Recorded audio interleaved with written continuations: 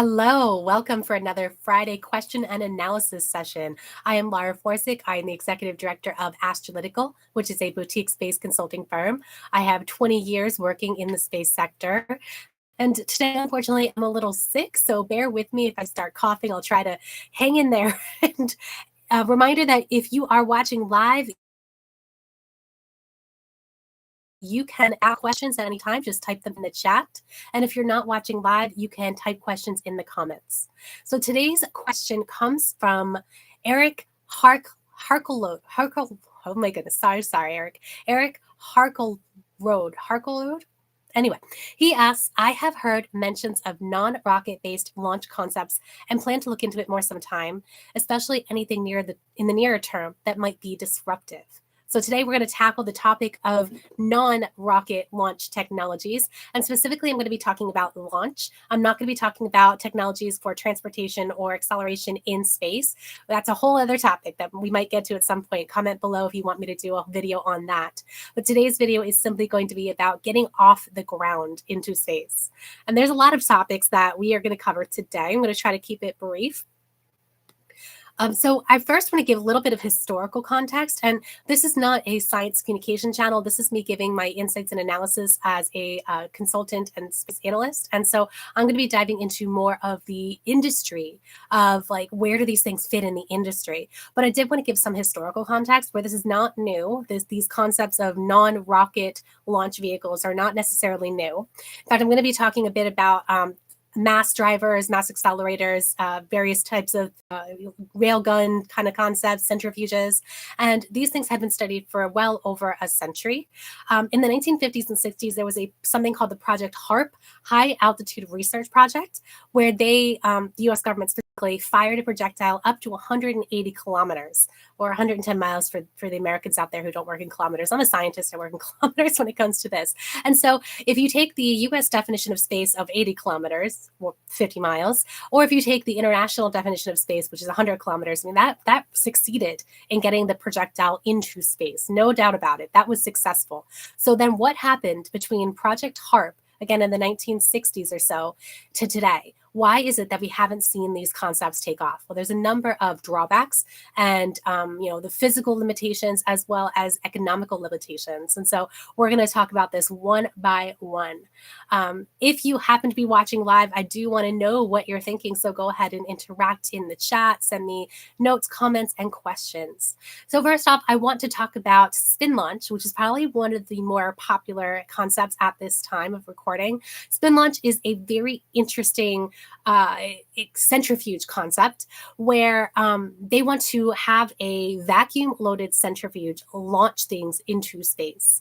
And they have built in New Mexico a suborbital accelerator near Spaceport America. I have not been there personally. I have heard that it is a sight to see. So Spin Launch, if you're watching, I'd love an invitation.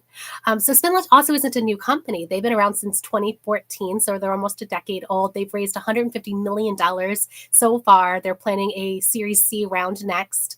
And they have this concept and that they've tested a few times now suborbitally of having a vacuum sealed centrifuge that is Mylar protected. And the centrifuge spins up at an enormous rate, and then hurls a projectile to space at up to 4,700 miles per hour, or 2.1 kilometers per second, if you prefer. And so when you think about the type of payloads that can withstand that kind of acceleration and that kind of speed, I mean, that is just phenomenal. And so this has been tested a few times suborbitally. I do not know when they are planning orbital tests, but I am very much looking forward to seeing how that goes. They project a 10 times reduction in launch costs. And that is the real motivator for a lot of these concepts I'm going to be talking about today, is the cost savings. There's also the accessibility of space, because a centrifuge or a railgun or any of these other concepts I'm going to be discussing about, they can launch, hypothetically speaking, more quickly than traditional rockets can. Also, more higher cadence. So there's not as much of a delay between, at least in theory, right? In theory, you can just put in your payload, launch it, reset, and then put in another payload without having to build another rocket or refurbish a landed spent booster, whatever it happens to be. So the idea between these concepts, these non-rocket technologies, is that it will bring cost savings down significantly, as well as, hypothetically speaking, bring the accessibility of launch into fruition. And as of this recording, there is a bottleneck in launch. There has been a number of launchers, small launchers in particular, that have been delayed in their developments. And so at one point, I was tracking like 130 different small launch concepts around the world, where no one expected more than a handful of those to succeed. In fact, some people were suggesting maybe 1 or 2 or 0 or 3 might succeed. I was on the side of, I think more will succeed globally, maybe 1 or 2 here in the United States, 1 or 2 in Asia, just a mix, maybe 1 European one. And so these small launch concepts have really not come to fruition right now. There's testing. Some of them have had at least 1 successful launch, but have not yet ramped up into full operations. And so there is a bottleneck, especially since about a year and a half ago now, we had that unfortunate situation where Russia invaded Ukraine and therefore has been isolated from the West, and therefore they are not going to be accessible for the West anymore. By they, I mean like Russian launch technologies, with the exception right now of launching people to the International Space Station, because NASA still has a barter system in place where it is launching astronauts on Soyuz and Russians are launching on Dragon. But in general, there has been a real limitation of launch at this time because so much of Russian launch vehicles have been cut off due to that war. China has significant launch efforts as well, but you're not going to see U.S. payloads on Chinese rockets anytime soon. That's definitely not happening. So when it comes to here in the United States or even Europe or other Western nations, there's very few operational launch companies. There's, of course, SpaceX, which is the workhorse of the world right now. SpaceX is phenomenal in terms of their launch cadence and their cost savings. There is United Launch Alliance, historically has been very reliable, but very slow. Launch very much at all. Rocket Lab unfortunately had an incident, so Rocket Lab that is ramping up to do a tests of its larger launch vehicle eventually pretty soon. And they unfortunately had an incident, so that slowed their launch capabilities. And then you have those smaller launch vehicles, Relativity, ABL, I'm forgetting about Firefly. There's quite a number of them that have been trying to get to operations and just haven't yet. So any one of these concepts I'm going to be talking about today, spin launch or any others, could fill that vacuum. However, I'm going to be talking about the fact that none of these are going to become operational anytime soon. So what we have here is a situation where we do have a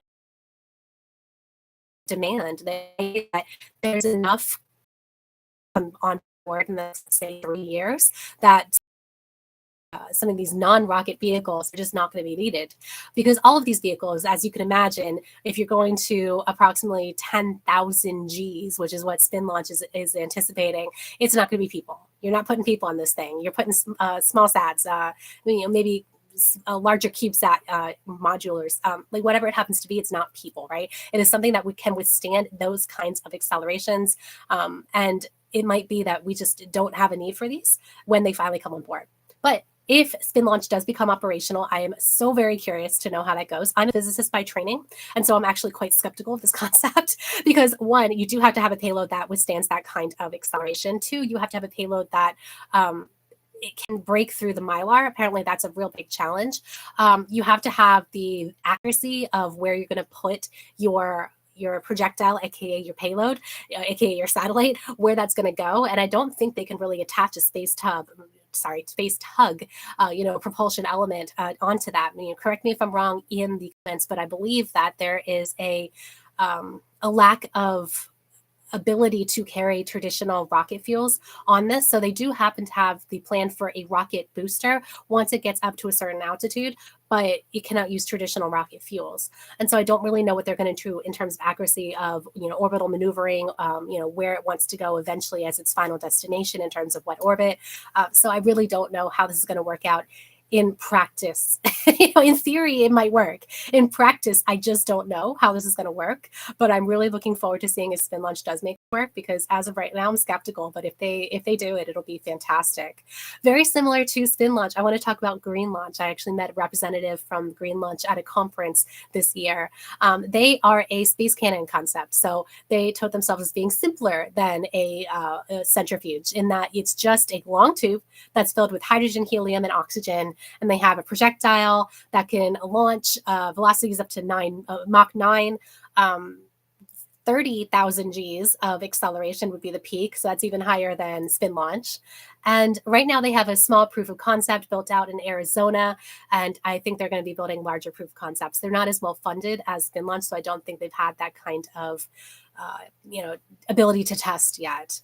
But this is another one where same physical limitations. I just don't know what kind of payloads are going to be able to withstand that. I don't know the accuracy of all of this. But arguably, same benefits too, right? Very, very inexpensive, very rapid cadence of launch. Is it even called launch? I guess green launch is in the title, spin launch is in the title, but I don't know if it's even called launch anymore. It's just sort of like, I don't know what you'd call that. If you can think of a clever name, let me know. I mean, they're calling it launch, but I don't know. But interesting concepts here. And so I wish green launch the best, because I really want to see this happen, even if I'm very skeptical about the physics of it all. But not just the physics, the economics of it as well. How many payloads, how many customers do have the willingness and the ability to have a payload that can withstand that kind of acceleration? I don't know. I want to just briefly talk about railgun concepts in general. So a railgun is an electromagnetic force to launch high velocity projectiles. Right now, most of that testing is done with military R&D for weapons, unfortunately. I have not come across any railgun concepts for commercial space or civil space. If you know of any, please write in the comments, write in the chat, because I'm very, very curious what you think about commercial or non-military railgun concepts that could be used to launch payloads in a similar manner. And space elevators is one that just is very fascinating to me. It's a very old concept, actually. 1895, Tolkowski, he imagined that you could have a tower similar to the Eiffel Tower that was so tall that it could reach to Geo. And so I don't know how tall that would be. I don't know what's the altitude of Geo. I don't know. But he just imagined that you could have something like the Eiffel Tower, but way, way, way, way, way taller. And of course, he wasn't around to see carbon nanotube composite materials, which is what we have now that we're playing with to see if we can get a tether, not a tower, but a tether that is long enough. But the longest carbon nanotube, according to my research, at least, I'm not an expert in this, the longest one they'd be able to form is 21 inches. So, a little bit longer than my span of my hands here, but it's not very long. And so that is something that is currently being worked on. There's concepts that maybe we can just constantly repair the tether instead of making one that's perfect. I personally would not use a tether that needs constant repair, but that's just me. They're also playing with other materials, such as a carbon polymer called Xylon. I'm not a material science expert, so I don't really know what the state of the art is in terms of the strongest materials that we have that could have a tether from the surface of the Earth to wherever, whether it's orbit or whether it's Earth to moon, because that's a lot of the concepts we're seeing now is a tether to take people from Earth to the moon. Don't know the status of the material science, but right now it's not in any kind of commercial operations at all, or even commercial testing. A company called Liftport, shout out to Michael. Also concepts called Spaceline and Sky Ladder are in the works. These are mostly academic kinds of research that's going on right now. It is very, very far from actually happening. But imagine a world where you just have a tether, because that cost savings would be phenomenal. Like, it would be almost nothing. It would just be really just the maintenance of that tether. I don't know what kind of operations, what kind of people you'd need to guide that payload up, but very, very low cost of operations for that if we could make that happen. And almost continuous launch. Again, I don't know if launch is the right word, but almost continuous sending of payloads either to orbit or to the moon, and vice versa. And I guess you go moon to Earth. And finally, the concept I want to talk about is beaming or wireless power, a company called Electric Sky. Shout out to Jeff. So, this is a concept that right now is being applied mainly to drones, but also is being worked on for rocket launches. So, I did say this is all about non rocket launches, but bear with me. This is definitely not a traditional rocket launch kind of concept. So, what they want to do is they want to power a launch vehicle via electrical beaming from the ground, sourcing from the existing power grid that we have on Earth. So they beam radio waves and they can eliminate the need for batteries, for one thing. You don't have to have very heavy batteries on your launch vehicle or your drone in order to do this kind of beaming. And you just source the electricity that's naturally in the grid to do your launch. A very interesting concept, very early development. Looking forward to seeing what Electric Sky does with this. I don't know how this is feasible to get a launch vehicle all the way to orbit. I'll be honest. I haven't run the numbers. I'm sure they have, but I have not run the numbers to see where this falls in terms of the ability to actually get a launch vehicle to orbit, because you do have an inverse square law where the electrical power is going to dissipate over time. It's just not going to be as strong. And so I don't know how that works. And they don't have a lot of information on their website to understand how it is that they can get beaming. I understand drones. Drones are not that high up, but how beaming all the way to space and have that be sufficient. So looking forward to seeing what comes out of that kind of research and whether or not they can take this from a concept to power drones and make it a concept to power space launch. There's not that many people. There's a few people in the audience. I wanted to know if you had any questions. I want to keep these fairly short talks, but I also want to make time for questions each time. If you are not watching live, please feel free to drop your question in the comments. And I'm also going to be turning these videos into newsletters for my company, Astrolytical. So if you prefer to have this in written format, then go ahead and subscribe at astrolytical.com or reach out to me if you need any space analysis for your business needs. Last call for questions. Anybody in the chat? All right, drop your questions in the comments, and I actually have a backload of questions, so no shortage of questions here. Looking forward to seeing you. We're doing this every Friday at 1 o'clock Eastern. Thanks so much.